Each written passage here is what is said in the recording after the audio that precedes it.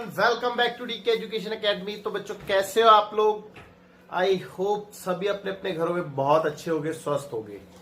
तो बच्चों मैं देव कुमार अपने तहे दिल से आपका स्वागत करता हूं। और बच्चों आज हम करेंगे solution of exercise 7.3 chapter 7 triangles class 9th mathematics. तो स्टार्ट करते हैं बेटा वेरी फर्स्ट क्वेश्चन से। क्वेश्चन नंबर 1 जो कि पेज नंबर 128 एनसीईआरटी में है। ठीक है, तो मैं क्वेश्चन रीड कर रहा हूं, आप ध्यान से सुने। ठीक है, ओके। तो कहता है कि triangle ABC and triangle DBC are two isosceles triangles.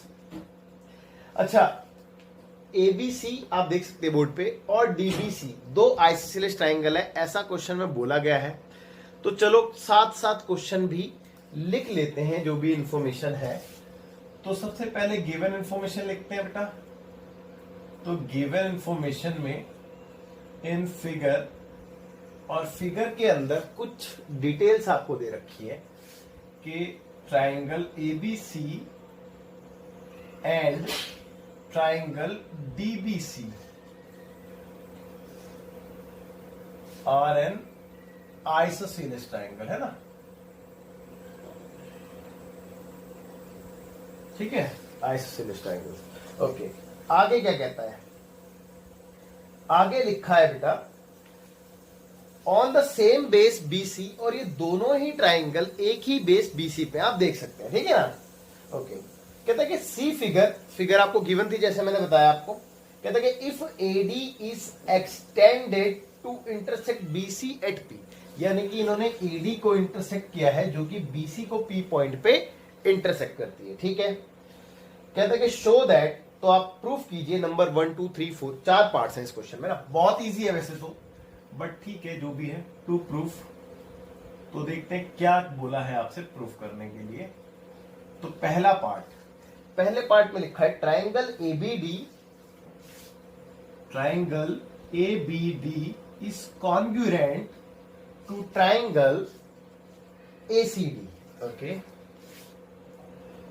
ठीक है। सेकंड देखते हैं, सेकंड में क्या बोला है। सेकंड कहता है कि triangle ABP is congruent to triangle ACP. ठीक है, ACP. Okay, third one is कहता है AP bisect angle A as well as angle D. ठीक है, AP bisect angle A as well as angle D. Okay, and last one is fourth में लिखा है बेटा कि AP is the perpendicular bisector of BC. AP जो है वो बीसी का परपेंडिकुलर बाइसेक्टर भी है। तो एपी इज परपेंडिकुलर, मैं इस तरीके से लिख रहा हूं, है perpendicular bisector of BC. Okay, तो बस क्वेश्चन तो यही है। तो 4 पार्ट इसमें प्रूफ करने हैं क्वेश्चन में। चलो देखते हैं, बहुत इजी क्वेश्चन है वैसे तो, बट कैसे? तो देखो एक बार थोड़ा सा रिकॉल कर लेते हैं जो अभी तक हमने पढ़ा है। तो बेटा अभी तक हमने कॉन्ग्रुएंसी प्रूफ करने के लिए कुछ रूल सीखे हैं, that is SAS congruency rule, यानी कि 2 साइड और उसमें इंक्लूडेड एंगल, है ना। या फिर ASA यानी कि 2 एंगल और उसके साथ इंक्लूडेड साइड। ठीक है, या फिर 2 एंगल और उसके साथ कोई भी एक साइड। इसके अलावा हमने SSS यानी कि तीनों कॉरस्पॉन्डिंग साइड, और एक RHS भी सीखा है यानी कि राइट एंगल, हाइपोटेन्यूज और साइड, है ना। तो ये सारे रूल्स हमने बहुत अच्छे सीखे हैं, कोई दिक्कत कोई परेशानी नहीं है। ऑब्वियस सी बात है, इन्हीं में से कोई एक रूल यहाँ पे भी यूज होगा। ठीक है, तो देखते हैं बेटा, स्टार्ट करते हैं। तो अब आ जाते हैं प्रूफ में। तो देखिए सबसे पहले पहला पार्ट से स्टार्ट कर लेते हैं। फर्स्ट पार्ट कहता है कि इन दोनों ट्राइंगल में कॉन्ग्रुएंसी प्रूफ करनी है। तो मैंने दोनों ट्राइंगल ले लिए, in triangle ABD and triangle ACD।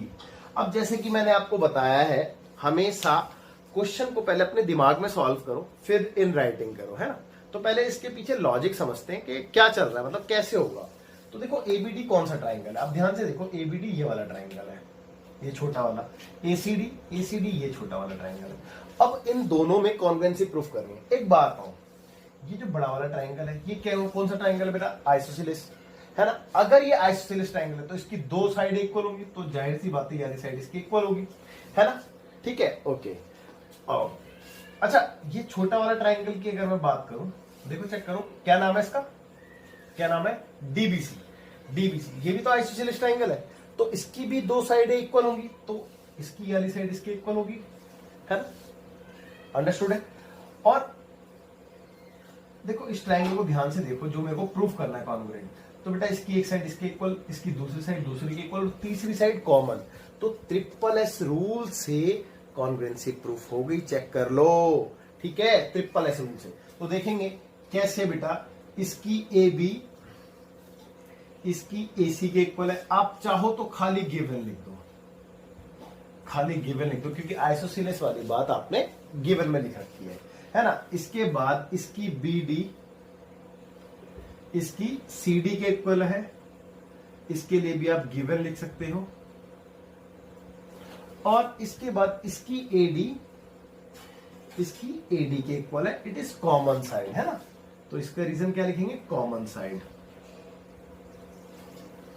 Okay, तो बेटा ट्रिपल एस रूल से ये दोनों ट्राइंगल कॉन्ग्रुएंट हो गए। So therefore triangle A B D is congruent to triangle A C D. और रूल का नाम क्या है बेटा? By triple S congruency rule.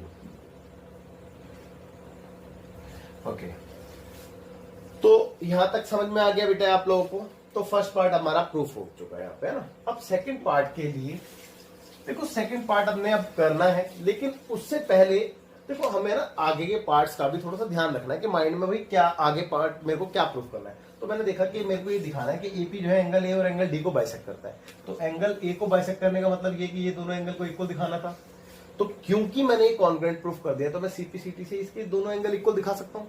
तो एटलीस्ट ये वाले पार्ट के लिए थोड़ा सा काम यहीं पे कर लेते हैं, है। तो मैं यहाँ पे लिख देता हूं कि एंगल, इस वाले एंगल को क्या पढ़ेंगे बेटा? बी ए डी या फिर डी ए बी, है ना, बात एक ही है। तो B A D is equal to angle C A D, C A D. और रीजन में क्या लिख सकते हैं बेटा? By C P C T. Okay, है ना। और इसको फिलहाल एक इक्वेशन मान लेते हैं, जिससे कि हम रीजन में इक्वेशन नंबर 1 लिख सकें। ओके, अब आगे चलते हैं सेकंड पार्ट पे। और जो फर्स्ट और कुछ तो हेल्प मिल नहीं रही हमें, है ना, इस रिजल्ट से। तो चलिए सेकंड पार्ट देखते हैं। सेकंड क्या है बेटा? In triangle ABP and triangle ACP. Okay, अब इन दोनों में मेरे को कॉन्ग्रुएंसी प्रूफ करनी है। तो चलो एक बार देखते हैं लॉजिक क्या है। एबीपी कौन सा है? ए बी पी, यानी कि ये पूरा का पूरा, चेक कर लो। और एसीपी ये पूरा का पूरा, यानी कि इस पूरे को इस पूरे के कॉन्ग्रुएंट दिखाना है ना। तो देखो चेक करते हैं कि कैसे। देखो एक साइड की इक्वल है, और ये कॉमन है, और ये बीच का एंगल भी तो इक्वल है इधर से, है ना। तो हो गया, देखो ना, चेक करो, side angle side congruency rule लग जाएगा ना इसमें। क्लियर है बेटा? बिल्कुल डेफिनेटली क्लियर होगा। ठीक है, तो चलो करते हैं। तो भैया इसकी ए बी इसकी ए सी के इक्वल, रीजन गिवन। ओके, अब इसका ये वाला एंगल इसके इक्वल दिखाते हैं, यानी कि इसका एंगल बी ए डी, या बी ए डी क्यों पढ़ेंगे इसको? बी ए पी पढ़ते हैं पूरा, है ना। तो बी ए डी को बी ए पी भी पढ़ सकते हैं बेटा, ये तो आप जानते हैं। किसके इक्वल आ गया? सी ए पी के इक्वल आ गया। और रीजन में फ्रॉम फर्स्ट, है ना। तो फ्रॉम इक्वेशन नंबर फर्स्ट, यहां से। और तीसरा इसकी एपी के इक्वल है, कॉमन साइड है। तो AP is equal to AP, it is common side.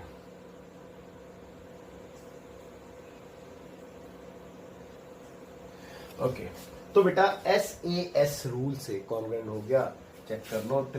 S A S rule से, है ना। तो भैया मैं ये कह सकता हूं therefore triangle A B P is congruent to triangle A C P by S A S congruency rule. Okay, तो भैया यहां तक आपका सेकंड पार्ट भी प्रूफ हो चुका है। लेकिन अगर ये मैंने कॉन्ग्रुएंट प्रूफ किया है तो मेरे को चेक कर लेना चाहिए कि क्या मैं इसका थोड़ा सा यूज कर सकता हूं, जैसे मैंने यहां पे किया था ना इस वाले के लिए, ऐसे ही। तो इतनी बात आपको दिमाग में रखनी पड़ेगी।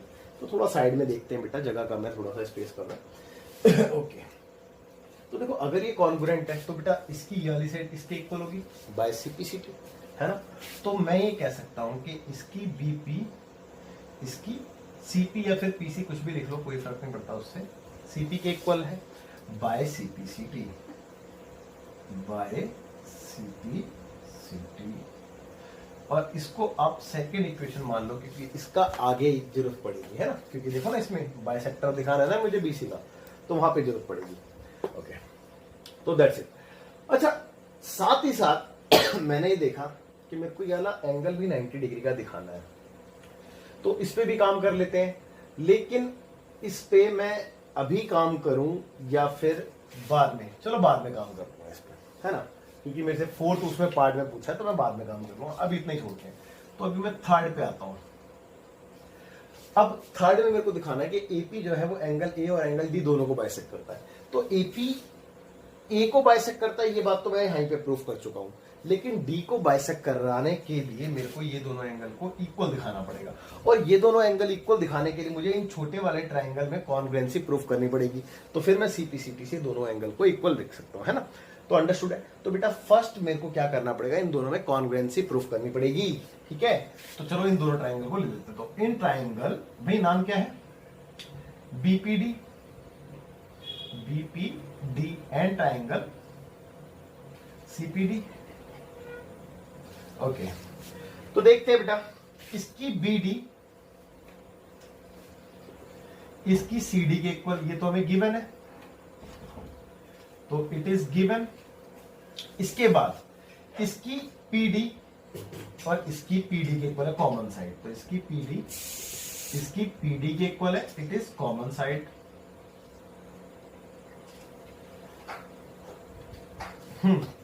और इसकी बीपी इसकी पीसी के इक्वल है फ्रॉम सेकंड, है ना। तो इसकी बीपी इसकी सीपी के इक्वल है, ये कहां से बेटा, ऊपर से, यानी कि from equation number second. Okay, तो बेटा चेक कर लो, ट्रिपल एस रूल से कॉन्ग्रुएंट प्रूफ हो गया। So therefore we can say triangle BPD is congruent to triangle CPD by triple S congruency rule, ठीक है। ओके, तो यहां तक भी आपको कोई डाउट नहीं होगा।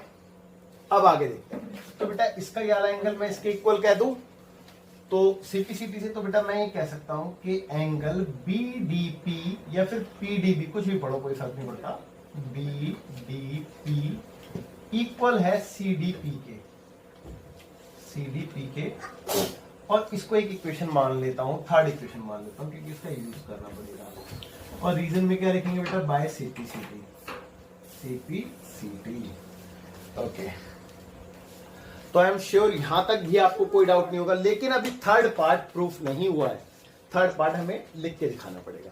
तो बेटा एपी एंगल ए और एंगल डी को बाइसेक्ट करता है, और आपने देखा कि एपी, ये दोनों एंगल मैंने इक्वल दिखा दिए और ये दोनों एंगल भी मैंने इक्वल दिखा दिए, तो इसका मतलब ये बात प्रूफ हो गई। लेकिन लिख के दिखाएंगे। मैं ऐसा कब कह सकता हूं, तो मैं 1 और 3 के बिहाफ पे ऐसा कह सकता हूं। तो मैं लिखूंगा from equation 1 and third, comma we can say बेटा हम क्या कह सकते हैं कि AP bisect angle A as well as angle D. We can say AP bisect angle A as well as angle D. अब ये प्रूफ हुआ है, ठीक है। तो अब इसका लास्ट पार्ट और बचा है, उसको देखते हैं, ठीक है, उसको देखते हैं। अच्छा, उसको देखने से पहले मेरे को थोड़ा सा स्पेस चाहिए होगा, तो आप वीडियो को पॉज करके इसको थोड़ा सा नोट कर लो। बाकी मैं इसका ये वाला पोर्शन रफ कर देता हूं, ठीक है, फिर मैं आपको फोर्थ पार्ट बताता हूं इसका। तो बच्चों देखते हैं इसका फोर्थ पार्ट। तो फोर्थ पार्ट क्या कहता है, कहता है एपी जो है वो बाइसेक्ट करता है बीसी को और परपेंडिकुलर भी है। तो बाइसेक्ट वाली बात तो शायद हमने यहाँ पे सेकंड इक्वेशन में लिख रखी है, लेकिन परपेंडिकुलर के लिए मुझे ये दोनों एंगल 90 डिग्री के दिखाने होंगे, है ना। तो अब इन दोनों एंगल को 90 डिग्री का दिखाने के लिए आगे काम करेंगे। तो बेटा क्या ये दोनों एंगल इक्वल है, पहली बात तो ये आती है, तो बिल्कुल इक्वल है, क्योंकि मैंने इन छोटे वाले ट्रायंगल में कॉन्ग्रुएंसी प्रूव करी थी ना। देखो चेक कर लो, अगर ये कॉन्ग्रुएंट है तो सीपीसीटी से दोनों एंगल भी तो इक्वल होंगे, बिल्कुल होंगे। तो मैं लिख रहा हूं कि इसका ये वाला एंगल यानी कि एंगल बीपीडी इज इक्वल है एंगल सीपीडी के, और इक्वल टू में मैंने x इसको बोल दिया कि मैंने x बोल दिया। अच्छा इसका रीजन क्या देंगे बेटा, इसका रीजन में हम क्या लिखेंगे, इसके रीजन में फ्रॉम अबव लिख सकते हैं, यानी कि ऊपर के रिजल्ट से, ये वाले रिजल्ट से, है ना। तो इतना लिख देते हैं फ्रॉम अबव, ठीक है। वैसे तो ये वाली चीज है ना, आप यहीं पे इसकी के नीचे लिख के दिखा देना सीपीसीटी, फिर रीजन आ जाएगा सेम, है ना। लेकिन मेरे माइंड से स्किप हो गई थी बात, तो कोई दिक्कत नहीं है, अलग से कर लेते हैं, कोई नॉट अ बिग इशू। अच्छा एक बात, अब ये x है, ये भी x है, यहां से बात प्रूफ होती है बात। इसके बाद ये एक लाइन है, आपने 6 चैप्टर में पढ़ा है ना, ये एक लाइन है, तो लाइन पे जितने भी एंगल बनते हैं उनका सम 180 डिग्री होता है। तो क्या मैं ये कह सकता हूं कि but angle BPD plus angle CPD equal to 180 degree, कह सकता हूं ये बात कैसे, बाय लीनियर पेयर, ओके। तो ये भी x इक्वल टू 180 डिग्री, तो 2x इक्वल टू 180 डिग्री। तो बेटा 2 से कैंसल, तो 90 टाइम्स में तो x की वैल्यू 90 आ गई, और अगर x की वैल्यू 90 आ गई तो दोनों की वैल्यू 90 है। सो देयरफॉर देखो ना, एंगल बीपीडी और angle CPD both are 90 degree होता है ना। तो बेटा इसको एक इक्वेशन मान लेते हैं फोर्थ, और हम इक्वेशन नंबर सेकंड और फोर्थ के बिहाफ पे ये कह सकते हैं कि एपी जो है वो परपेंडिकुलर बाइसेक्टर बीसी का है ना। तो हम लिख के दिखाएंगे from equation number second and fourth, comma we can say AP is the perpendicular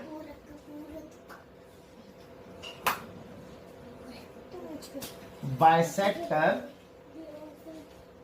of BC। तो बच्चों क्वेश्चन हुआ खत्म, यहां पे चारों पॉइंट आपके हो गए प्रूफ, हैंस प्रूफ। और बच्चों इसको मैं थोड़ा सा ऐसे कर देता हूं, सॉरी यहां से ले लेते हैं, ये अलग से था, चौथा पार्ट है ना, ठीक है, ये चौथा पार्ट था बेटा, तो थोड़ा स्पेस कम था, क्वेश्चन थोड़ा लेंदी था, दैट्स व्हाई। तो आई एम श्योर बच्चों आपको बहुत अच्छे से क्लियर हो गई होंगी चीजें, आप इसको नोट कीजिए। फिर तो बच्चों देखते हैं क्वेश्चन नंबर 2, जो कि पेज नंबर 128 पे है। तो कहता है कि AD is an altitude of an isosceles triangle ABC, यानी कि कोई ABC आइसोसीलेस ट्रायंगल है। चलो बना लेते हैं साथ साथ।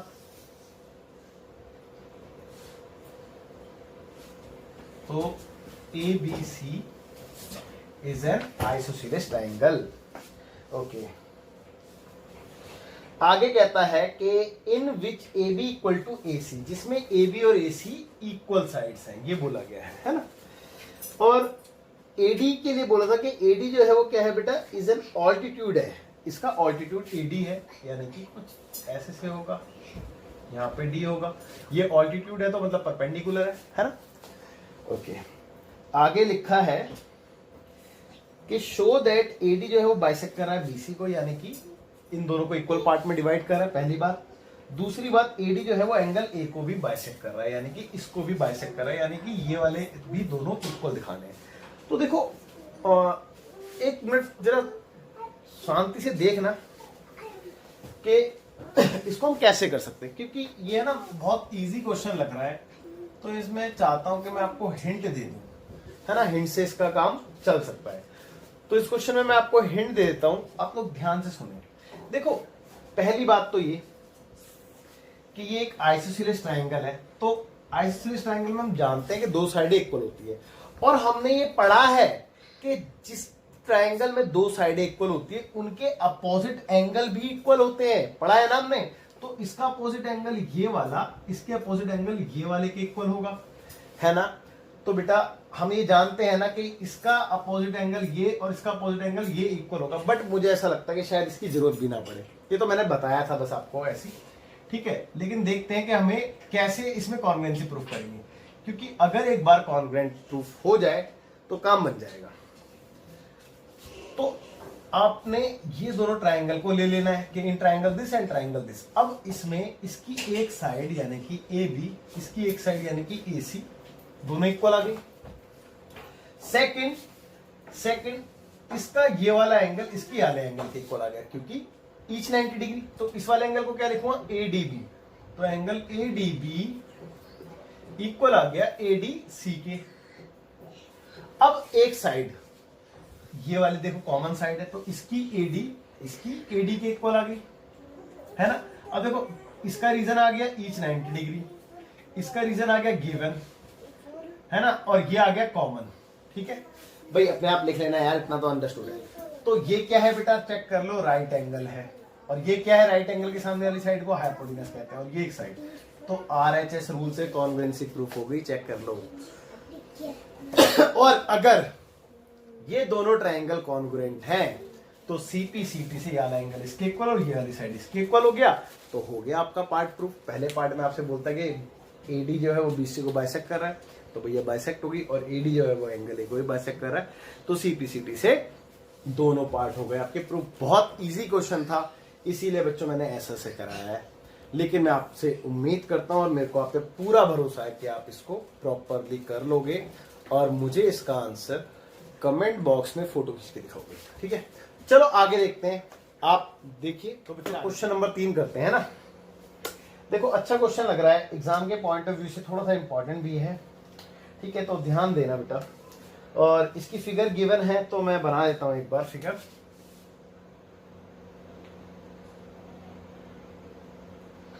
कुछ ऐसी सी इसकी फिगर आपको दे रखी है, ओके। तो इसका नाम है ABC और PQR, ठीक है, ये दोनों ट्रायंगल, ओके। और एक है AM जो कि समवेयर यहाँ पे है, एक PN है दिस, ओके। और इसमें ये वाली साइड इसके इक्वल मार्क कर रखी है, ये वाली साइड इसके इक्वल मार्क कर रखी है, और ये वाली साइड इसके इक्वल मार्क कर रखी है, ठीक है। तो बेटा ये फिगर है ना। अब क्वेश्चन रीड करते हैं। तो क्वेश्चन में क्या लिखा है एक बार वो भी देख लेते हैं। तो क्वेश्चन में कहता है कि 2 sides AB and BC and the median AM, दो साइड AB BC और मीडियन AM, है ना। इसके लिए क्या है, इसने कहता है कि R रिस्पेक्टिवली इक्वल है PQ QR और मीडियन PN के, यानी कि इसके ये इक्वल है, ये इसके इक्वल है, और ये इसके इक्वल है, ये बात बोली गई है। तो चलो साथ ही साथ लिख भी लेते हैं। तो गिवन इंफॉर्मेशन में सबसे पहले क्या आएगा कि इन फिगर के अंदर हमें AB PQ के इक्वल दे रखी है ना, और BC QR के इक्वल दे रखी है, एंड एक चीज और दे रखी है कि मीडियन, ठीक है, मीडियन AM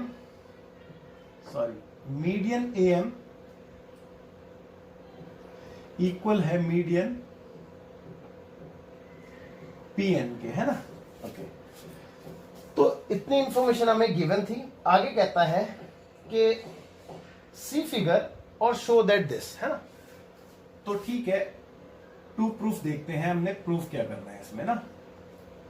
और कहता है कि नंबर 1 ट्रायंगल ABM, नंबर 1 में आपसे बोला गया है triangle ABM is congruent to triangle PQN। तो PQN, ओके, और नंबर 2 में आपसे बोला गया है कि triangle ABC is congruent to triangle PQR। Okay, तो बेटा बस क्वेश्चन तो यही था, 2 पार्ट आपने प्रूफ करना है इसके, है ना। तो कंस्ट्रक्शन कोई रिक्वायर्ड है नहीं, सीधा प्रूफ देखते हैं। लेकिन ये थोड़ा सा टेढ़ा क्वेश्चन है ना बाकी क्वेश्चंस के कंपैरिजन में। तो देखते हैं पहले कैसे करेंगे, है ना। पहले वही लॉजिक देखते हैं। तो ABM मैंने देखा एक छोटा वाला ट्राइंगल है और ये PQN ये वाला छोटा वाला ट्राइंगल है। तो बेटा मैं इसमें अगर मेरे पे 3 चीजें दे रखी होती तो मेरा काम बन जाता। भाई 2 चीजें तो मेरे को दे रखी हैं, लेकिन ये पूरी साइड के इक्वल है, बट मेरे को इसमें जरूरत है BM और QN की, है ना। ये समस्या थी थोड़ी सी। लेकिन बच्चों याद करो, हमने मीडियन का कॉन्सेप्ट पढ़ा है, हमने मीडियन के बारे में ये पढ़ा है कि जो मीडियन होती है वो ट्राइंगल के जिस पे भी उस मतलब ड्रॉ होती है मीडियन, तो मीडियन इस वाले बेस पे ड्रॉ हो रही है ना, तो वो इस बेस को 2 इक्वल पार्ट में डिवाइड करती है, ठीक है। तो यानी कि मीडियन इसको आधा आधा 2 इक्वल पार्ट में डिवाइड करते हैं। लेट सपोज अगर ये पूरी की पूरी 8 होती तो ये 4 और 4 हो जाती।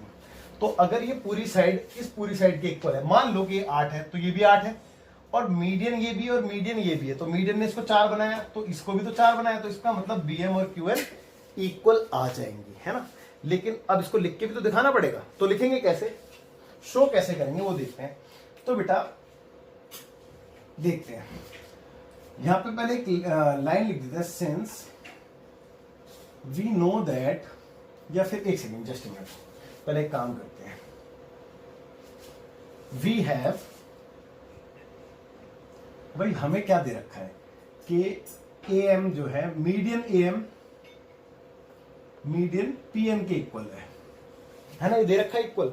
और अब मैं अगली वाली लाइन लिखने वाला जो मैं लिख रहा था, तो since we know that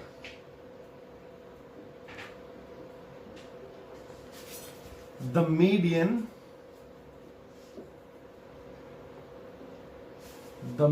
since we know that the median bisect the base, ठीक है, bisect the base, यानी कि मैंने यहां पे ये लिखा है कि हम ये जानते हैं कि जो मीडियन होती है वो बेस को बाइसेक्ट करती है ना। ओके, इन 2 इक्वल पार्ट्स लिख देते, चलो इन 2 इक्वल पार्ट्स। ओके तो इसका मतलब ये हुआ कि अगर मैं इसका हाफ करूं, हाफ ऑफ AM, और इसका हाफ करूं PM का, तो बेटा मेरे पास क्या आ जाएगा, AM का आधा करके BM आ जाएगा। सिमिलरली इसका हाफ करके QN आ जाएगा, चेक कर लो। और इसको मैं एक इक्वेशन मान लेता हूं। अब मेरा काम बन गया, मैं दोनों छोटे ट्राइंगल में कॉन्ग्रुएंसी प्रूफ कर सकता हूं बिल्कुल इजीली। तो देखिए इन ट्राइंगल मैं दोनों छोटे ट्राइंगल ले रहा हूं जो मुझे प्रूफ करने, ABM एंड ट्राइंगल, दूसरे लेकर नाम क्या, PQN। अब देखो इसमें इसकी AB किसके इक्वल, इसकी PQ के इक्वल। रीजन में क्या लिखोगे, गिवन, ये हमें दे रखा है। और इसकी AM इसकी PN के इक्वल, इसकी AM इसकी PN के इक्वल, इसका रीजन भी सेम गिवन। और इसकी BM इसकी QN के इक्वल, इसकी BM इसकी QN के इक्वल, इसका रीजन फ्रॉम फर्स्ट, है ना। तो फ्रॉम इक्वेशन नंबर फर्स्ट यहां से। तो बेटा SSS रूल से कॉन्ग्रुएंसी प्रूफ हो गई। So therefore we can say triangle ABM is congruent to triangle PQN by SSS congruency rule। Okay, तो बच्चों बहुत इजी था, आई एम श्योर आपको समझ में आया होगा। तो पहला पार्ट तो ये हो जाता है यहां से प्रूफ, और इधर से मैं इसको फर्स्ट पार्ट लिख देता हूं, है ना, यहां से फर्स्ट पार्ट प्रूफ है। अच्छा, अब क्योंकि दोनों छोटे ट्राइंगल कॉन्ग्रुएंट है तो CPCT से वाले एंगल इक्वल होंगे, बिल्कुल होंगे जी। तो इसका एंगल B इसके एंगल Q के इक्वल आ गया बाय CPCT। ओके, तो बस अब तो हो गया काम। सेकंड पार्ट तो वैसे ही प्रूफ हो गया। देखो सेकंड पार्ट यहाँ से शुरू कर रहा हूँ मैं। सेकंड पार्ट में मेरे को ये पूरा ट्राइंगल इस पूरे ट्राइंगल के इक्वल दिखाना है। अब 2 मिनट के लिए देखो भाई, इस पूरे ट्राइंगल की ये वाली साइड इस पूरे ट्राइंगल की ये वाली साइड के इक्वल दे रखा है। अब इस पूरे ट्राइंगल की ये पूरी की पूरी साइड इस पूरे ट्राइंगल की ये पूरी की पूरी साइड के इक्वल है। 2 चीजें। तीसरा इंक्लूडेड एंगल मैंने इक्वल दिखा दिया, ये लिखा है। तो हो गया ना बेटा, साइड एंगल साइड कॉन्वेंसी रूल है ना। चलो देखते हैं। तो इन ट्राइंगल, इसका नाम क्या बेटा, ABC एंड ट्राइंगल PQR। तो ABC की AB